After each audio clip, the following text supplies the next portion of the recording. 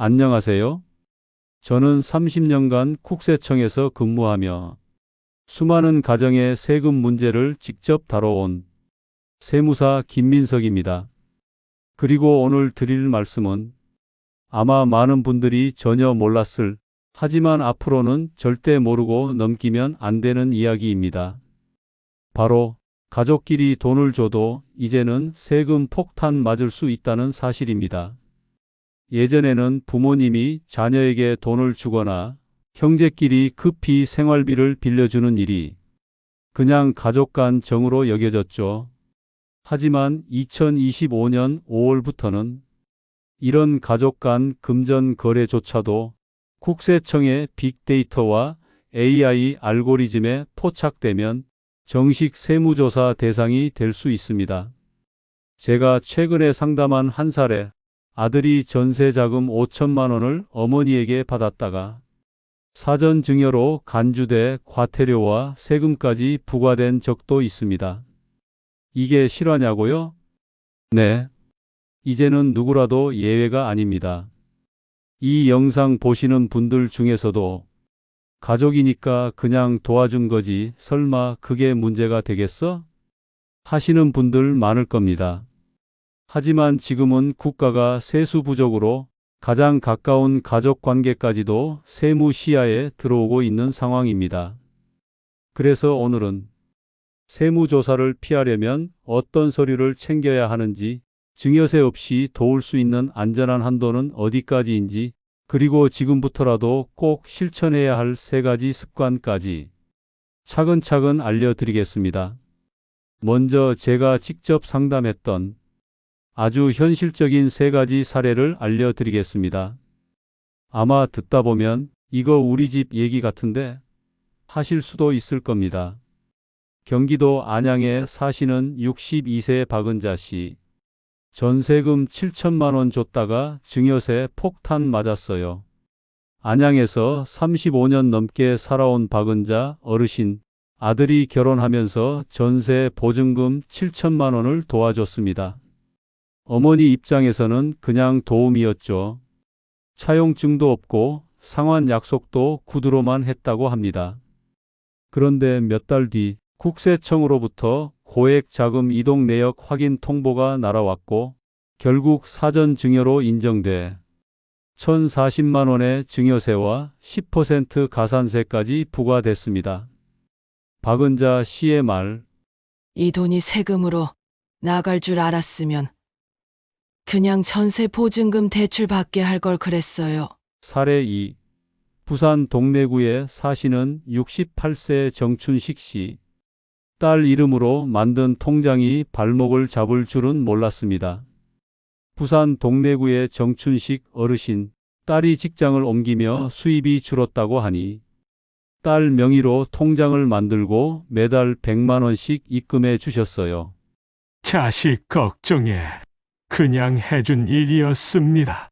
하지만 국세청은 그 계좌를 반복적 증여 의심 계좌로 분류, 정 씨에게 조사 통지서가 발송됐고 그 통장뿐 아니라 정 씨 개인 계좌 전체가 조사 대상이 됐습니다. 정춘식 씨의 말. 나라가 이렇게까지 들여다보는 줄 알았으면 그냥 현금으로 줬을 걸 그랬지. 사례 3. 대구 수성구에 사시는 74세 김재학 씨. 손주 등록금 내줬다가 갑자기 세무조사 받았습니다. 대구 수성구에 사시는 김재학 어르신은 손주가 대학 입학하자 등록금 500만 원을 대신 내줬습니다. 그런데 문제는 그 뒤로도 여러 차례 생활비학원비까지 추가 지원한 기록이 남아 있었던 것. 결국 국세청은 이를 계속적, 반복적 증여로 보고 김 씨의 통장 전체를 조사하고 세금 고지서를 발송했습니다.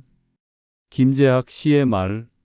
손주 도와주려고 한 건데 국가에겐 그냥 세금 대상이었더군요. 자, 이렇게 가족끼리 도와준 일도 제대로 처리하지 않으면 세무조사 대상이 될 수 있습니다.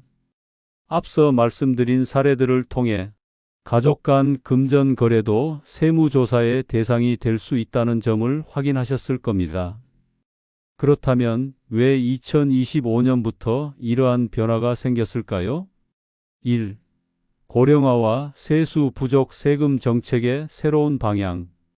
2025년 현재 우리나라는 고령화로 인해 복지 지출이 급증하고 있습니다.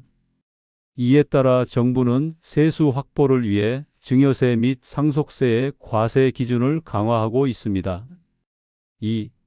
가족 간 금전 거래에 대한 세무 감시 강화.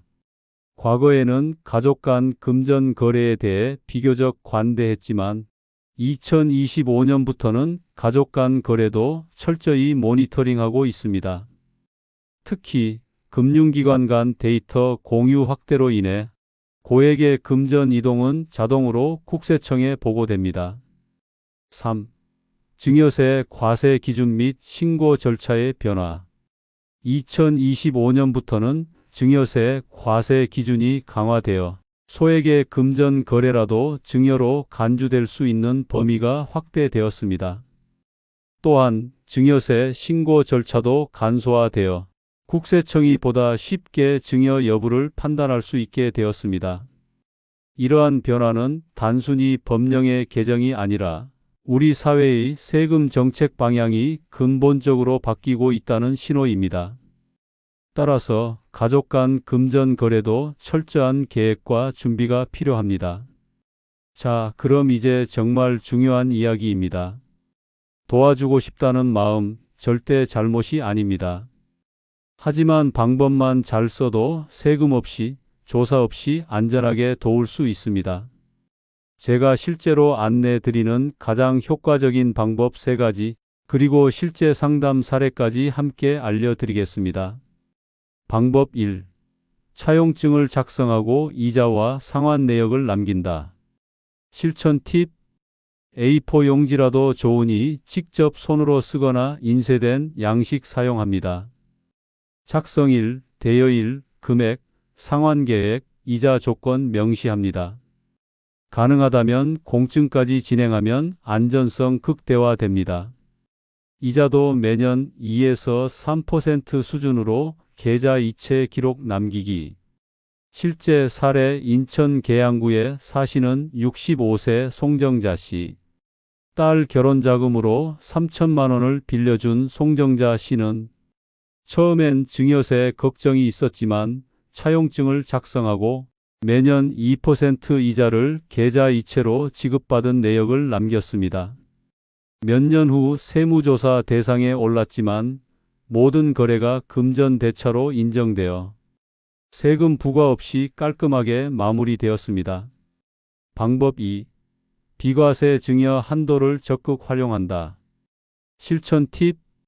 성인 자녀 10년간 5천만 원까지 비과세. 미성년 자녀 10년간 2천만 원까지 비과세. 배우자 10년간 6억 원까지 비과세.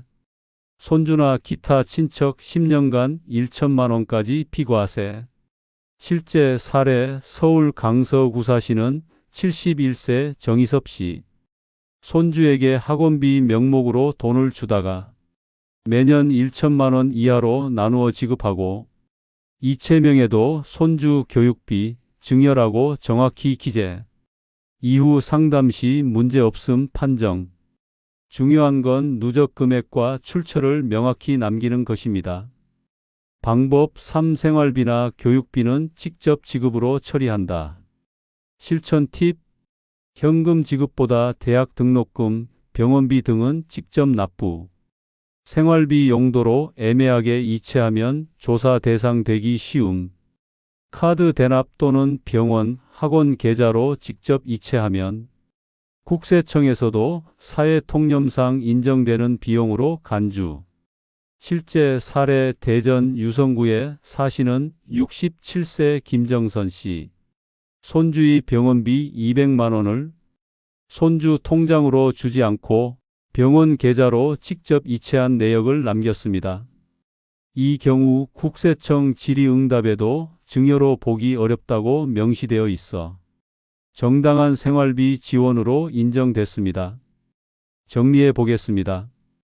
가족을 돕는 건 절대 나쁜 일이 아닙니다. 하지만 지금은 도와주는 방식 하나에 따라 세금 폭탄이 되느냐, 아니면 깔끔한 증여로 끝나느냐가 갈리는 시대입니다.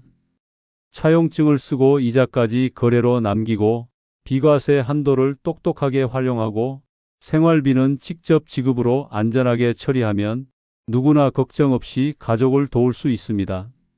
자, 지금까지 안전하게 가족을 도와주는 방법 3가지를 말씀드렸습니다. 그런데 이런 방법들 그냥 알고만 있어선 소용이 없습니다. 평소부터 작은 습관을 잘 들여야 실제 세무조사 상황에서도 자신 있게 증명할 수 있습니다. 그래서 오늘 제가 30년 동안 수많은 사례를 상담하면서 강조해온 가족 간 금전 거래를 안전하게 만드는 5가지 생활 습관, 지금부터 소개해 드리겠습니다. 습관 1.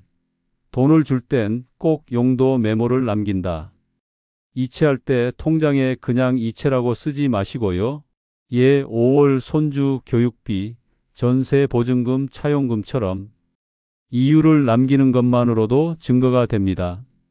나중에 조사 나와도 설명하기가 훨씬 쉬워집니다. 습관 2. 가족 간 거래도 서류로 남긴다. 차용증, 메모지, 문자 메시지 전부 좋습니다.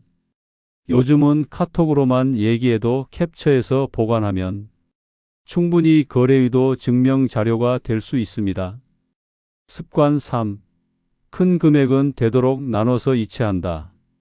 예를 들어 3천만 원을 한 번에 보내면 의심받기 쉽지만 여러 달에 걸쳐 나눠 보낸다면 생활 지원으로 해석될 여지가 있습니다. 특히 비과세 한도 안에서 분할 이체하는 습관 꼭 기억하세요. 습관 4. 자녀 통장 대신 지출처로 직접 이체한다. 자녀한테 줘서 등록금 내게 하지 말고 대학 계좌로 직접 보내는 게 훨씬 안전합니다. 이게 바로 의심 없이 지나가는 거래가 되는 지름길이에요. 습관 5. 정기적으로 자금 흐름을 점검하고 기록을 남긴다. 1년에 한 번 가족끼리 돈 주고받은 내역을 정리해 보세요. 통장 캡처, 이체 메모 정리해 두면 예방 차원의 가족 세금 일기장이 되는 셈입니다. 세무조사가 들어와도 이런 분들은 대부분 조사 제외됩니다. 이 5가지 습관, 지금부터라도 하나씩만 실천해 보시면 어떤 상황에서도 당당해질 수 있습니다. 내 가족을 돕는 일이 오히려 내 발목을 잡지 않게. 습관이 곧 보호막입니다. 자, 오늘 내용 들으시면서 이거 우리 집도 해당되는 건가? 그럼 이건 어떻게 해야 하지? 이런 궁금증이 많으셨을 겁니다. 그래서 마지막으로 가장 자주 들어오는 질문 3가지를 간단히 정리해 드리겠습니다. 질문: 가족끼리 주고받은 돈, 나중에라도 증여로 걸릴 수 있나요? 답변: 네, 그렇습니다. 현재는 과거 10년치 금융기록까지 추적이 가능합니다. 심지어 당시엔 문제가 없었더라도 지금 기준으로 증여로 판단되면 세금이 부과될 수 있습니다. 그래서 지금부터라도 증빙 자료를 남겨두는 게 가장 안전한 방법입니다. 질문이: 차용증만 쓰면 정말 증여세를 피할 수 있나요? 답변: 차용증만으로는 부족합니다. 이자 지급, 실제 상환, 거래 증거 이체 내역까지 있어야 세무조사에서 진짜 거래로 인정받을 수 있습니다. 즉, 차용증은 첫 단추일 뿐 실제 돈이 오간 기록까지 반드시 있어야 안전합니다. 질문 3. 이미 돈을 줬는데 차용증 안 썼다면 지금 써도 되나요? 답: 조건에 따라 가능합니다. 다만 이미 거래가 완료된 상태에서 뒤늦게 작성하면 형식만 갖춘 허위 서류로 보일 수 있습니다. 그래서 지금이라도 매달 이자를 송금하면서 거래 사실을 차근차근 만들어 가시는 게 가장 현실적인 대안입니다. 오늘 내용이 조금 어렵게 느껴지셨더라도 괜찮습니다. 이 영상 하나만 기억하시면 적어도 모르고 당하는 일은 피하실 수 있습니다. 가족을 도운 일이 나중에 억 단위 세금 문제로 이어질 수 있다는 말씀 처음 들으신 분들도 많으실 겁니다. 하지만 괜찮습니다. 지금부터라도 차근차근 준비하시면 세금 없이 조사 없이 당당하게 가족을 도울 수 있습니다.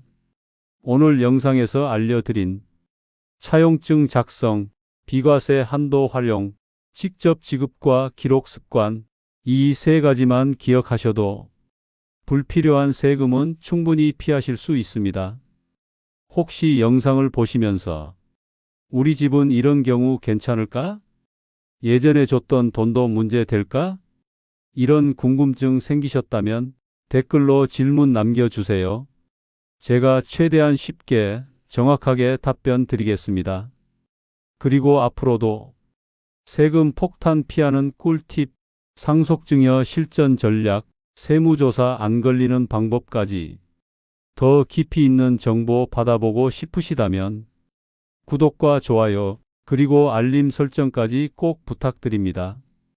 가족을 위한 현명한 선택, 오늘부터 시작하셔도 늦지 않았습니다. 감사합니다.